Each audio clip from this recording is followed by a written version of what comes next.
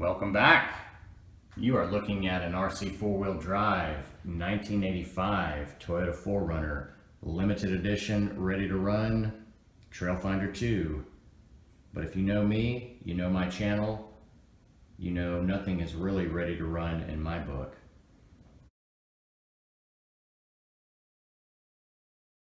So I didn't do a build series on this because it's an older platform and there's quite a bit of information out there on Trailfinder 2s in general. I'm definitely not an expert in RC four-wheel drives or Trailfinder 2s, but I wanted to share what I've done to it, give you a quick overview, and share a few tips and tricks I learned as far as installing some of these items onto the truck. So without further ado, let's jump into it. All right, I figured we'd start kind of at the exterior, kind of go around starting at the front. So of course you can see I put on some matte black vinyls. These are RC four-wheel drive, I forget what they're called, they're like retro stripes or something like that, but look really, really good. I like those a lot better than the retro stickers it came with that were kind of glossy.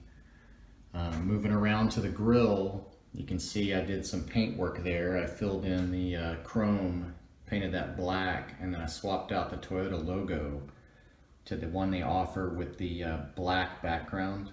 So it all kind of fades away there. You just get the Toyota logo.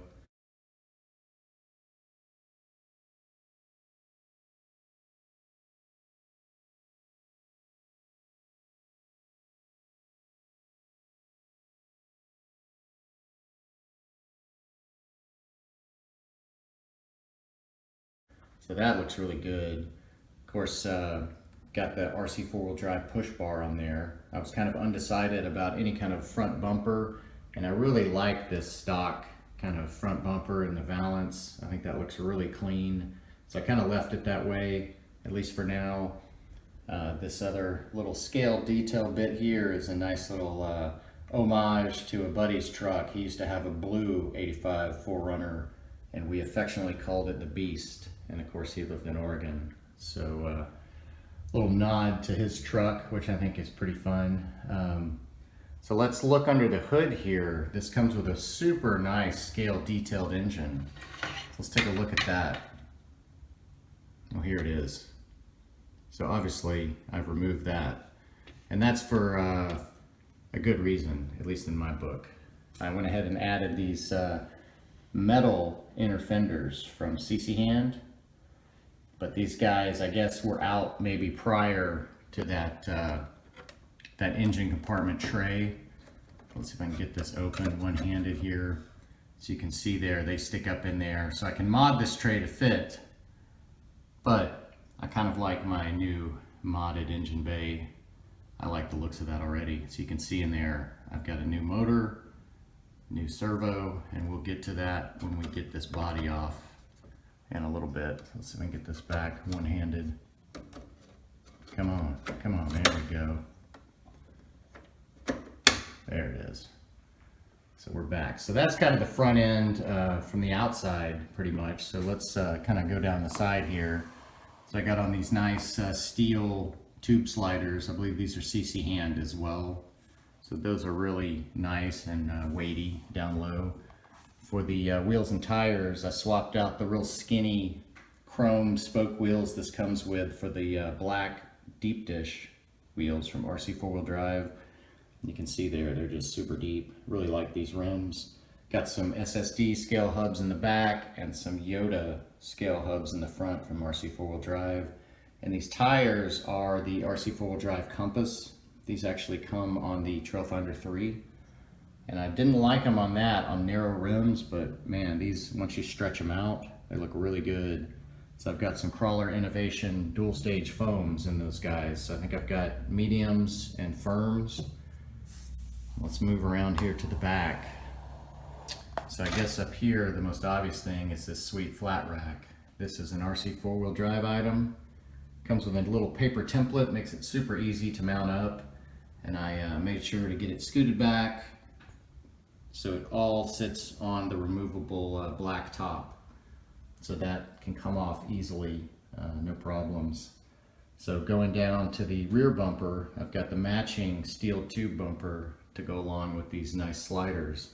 So that adds a little bit of weight and nice protection there. So I had to pull off the stock bumper, which unfortunately I really liked, but I figured I'd be dragging that on my ascents. Speaking of dragging things, I'll probably be hitting this tailpipe, but I had to get that on there for some scale detail. I believe that's Cchand. And then mud flaps as well. A lot of this is Cchand or RC4WD drive as far as the brand. And then of course my scale plate, and I put a plate holder for this one on the back.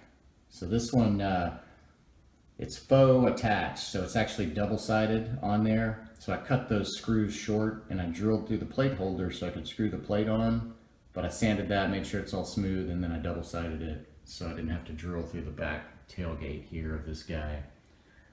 So that kind of is the full exterior. There's a little bit more body work, but I need two hands to show it to you. All right, now that I've got this open, I can show you the BEDLINER effect here. So this was some Tamiya paint.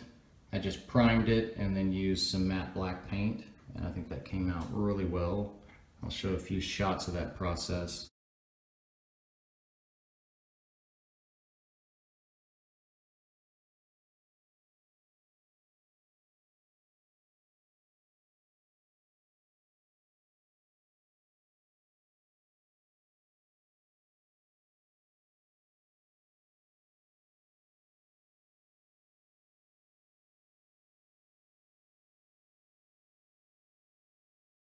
But just adds nice little touch, darkens that back portion up there really nicely. Much easier to close than it is to open with one hand. So I think the next thing is let's get this body off and take a look at what I've done to the chassis. Okay, let's get this body off, and this might be one of my favorite mods. This took a little figuring out how to do, but as you can see here, instead of getting out hardware for these two side screws, I've got these thumb screws under here. So I've got one thumb screw per side on this guy. I've got these on there pretty tight, so we flip it around. So I've got one more right here. So this is the Cchand quick release system. But there's a few hitches to this system. It it's set up basically for the old interior tray, and I'll show you what that means. So as you can see here, this black portion is the metal piece for the quick release, but this ready to run now comes with a full skirt on the side. So basically I thought I had it figured out, and I thought this could actually mount behind that, and I'll show a few photos of the route I went down first.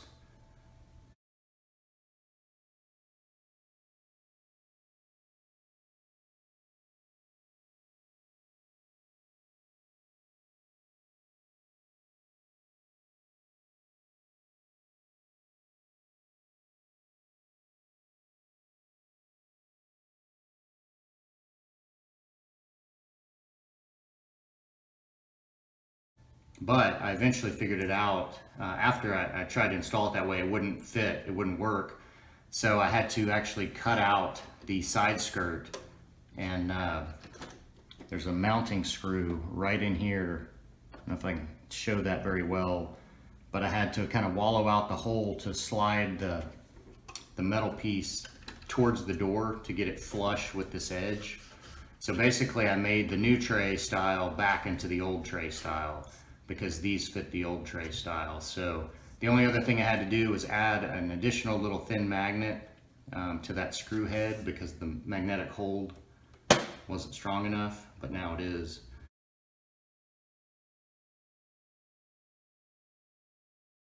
So now, with all that said, let me make sure this is still in frame. It is. Let's pull the body off. Just that easy. So you can see here, that's the screw hole right there for those little thumb screws. And then you can see these sliders are set up with mount points to actually interface with these metal base plates for the quick release system.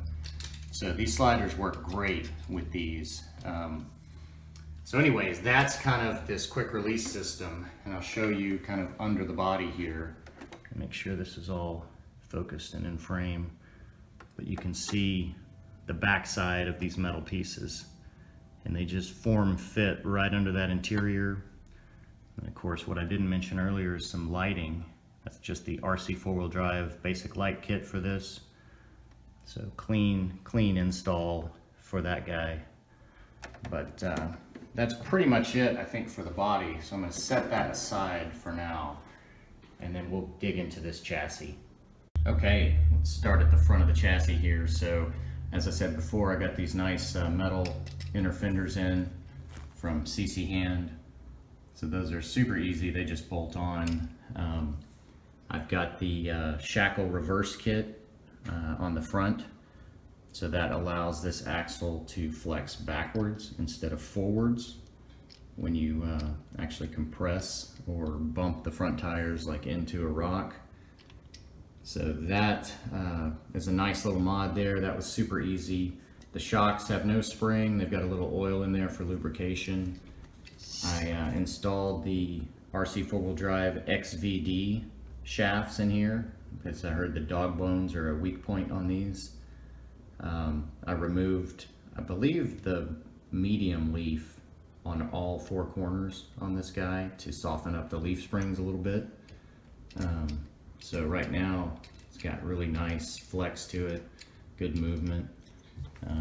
Moving around here, we've got this Hobby Wing Fusion Pro 2300 kV. So this is an all-in-one brushless system with the ESC built in.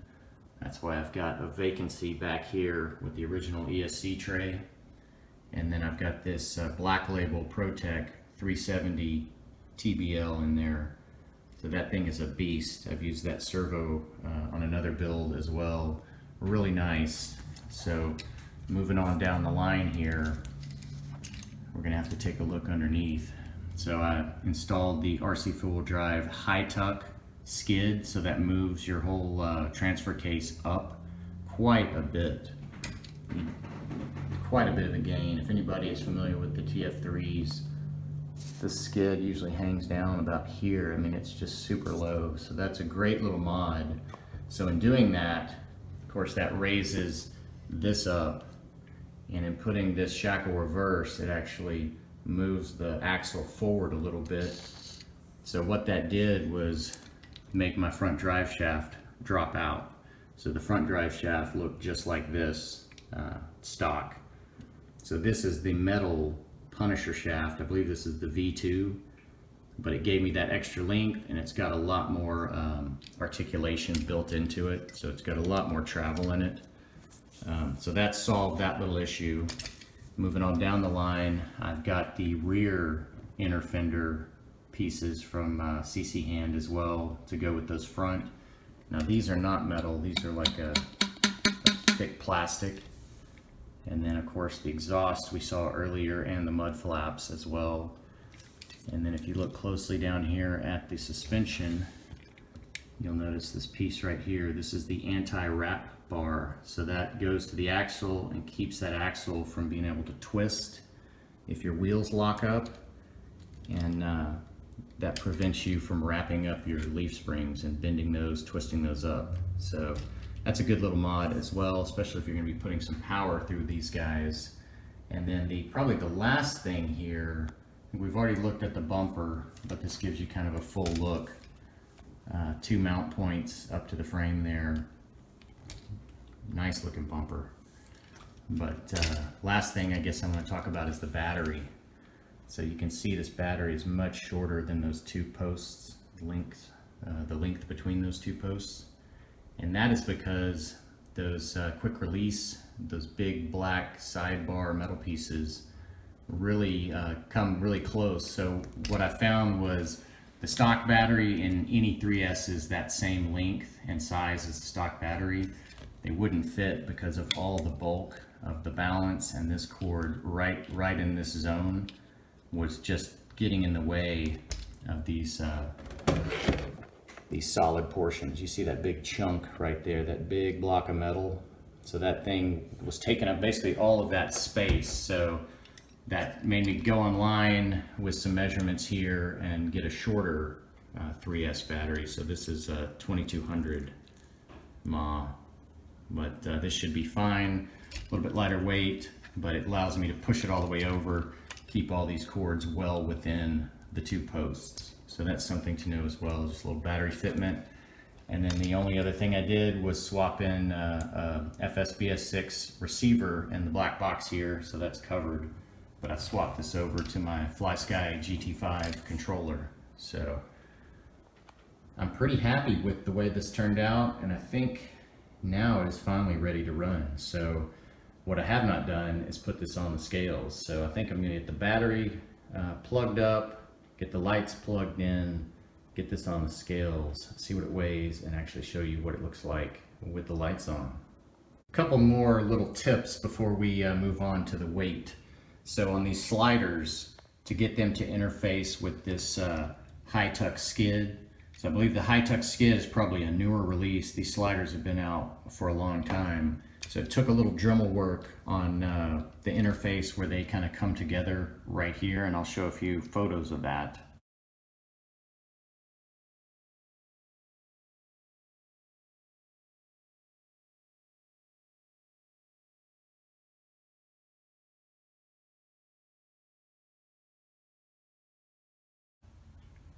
But other than a little Dremel work, nothing hard about getting that to work. And then the same over here, another little issue with this newer style interior tray with the side skirts. I was having a little fitment issue getting the body to come down without some flex and some pressure, and I figured it was, finally figured out it was the inner fenders putting some pressure. And so these are, again, an older product. So I finally found the spot, and it was right here on these side skirts. So you can see I dremeled out just a little more clearance there on both sides, and that was all it took. So again, it's, you know, a new product with an old product. Don't always work together, but there's always a way.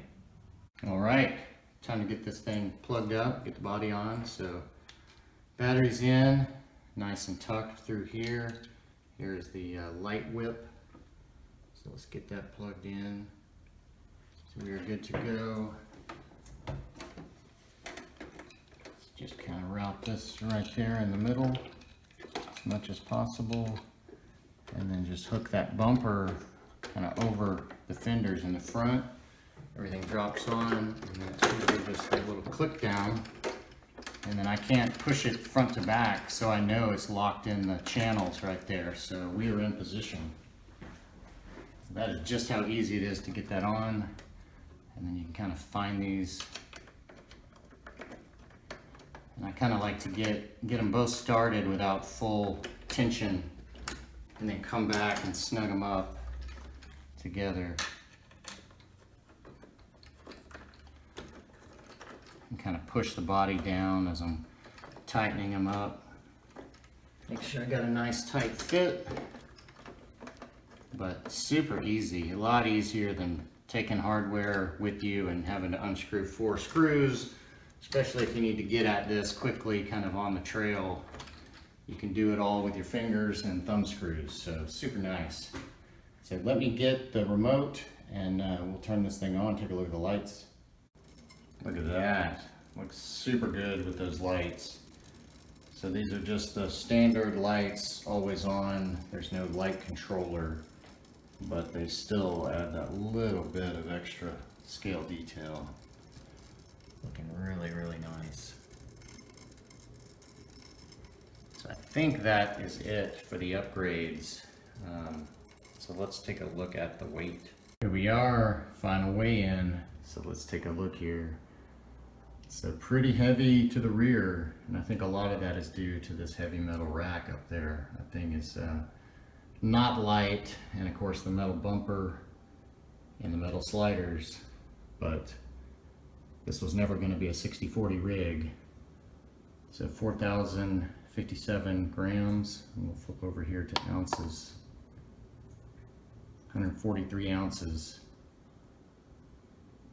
So at least the side-to-side cross weight is nice at 50/50, but I do have some optional wheels and tires already set up. They were kind of set up for this and or my Trailfinder 3. So they do have weighted rings in the front, so I may throw those on and just see what that does to this percentage here, because I don't think it'll be a problem for this servo or this brushless motor to push some heavier wheels.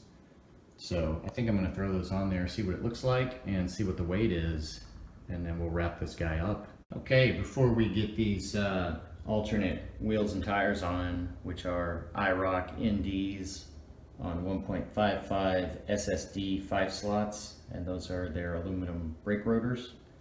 So I thought I had those biased to the front, but I weighed them and I've got a brass outer ring in all 4 of those, so it's not going to improve the ratio on this guy, but they are quite a bit larger than the Compass MTs that are on there currently. And I got out the stock 1.7 wagon wheels that this comes with, and then of course the narrow pizza cutter tires it comes with. So just to show you a little bit of a width difference, even on that Compass it's much wider.